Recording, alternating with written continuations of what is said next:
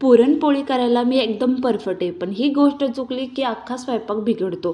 तर सकाळी उठून अंघोळ वगैरे करून मी इकडे जुन्या घरी आमचा कुकर लावला डाळीचा आणि एकीकडे चहा ठेवला. आता हे रेंटचं घर आहे बरं का आमचं, आणि जे माझ्या मम्मीचं तर घराची वास्तुक शांती आहे ना, आज हे नवीन घर आहे, तर इथं हळदी कुंकू वगैरे लावून घेतलं आणि पहिल्यांदा दूध ओतू घातला. तर ही परंपरा आहे, स्वयंपाक करायच्या आधी दूध ओतू घालावंच लागतं. त्याच्यानंतर इकडे आमटीची तयारी, परत पुरणपोळीची तयारी, सगळी तयारी माझी इकडे झाली होती.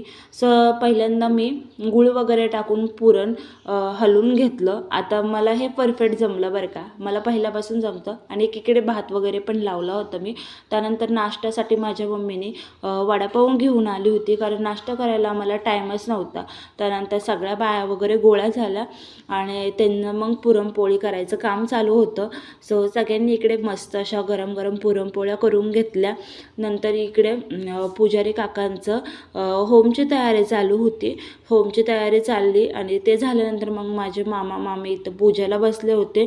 त्यानंतर आपल्या किचनमध्ये खालच्या साईडला एक वास्तुपुरुष म्हणून असतं काहीतरी, ते पुरायचं असतं, नंतर बुजून टाकायचं असतं. काय मला माहीत नाही, फर्स्ट टाईम बघितलं.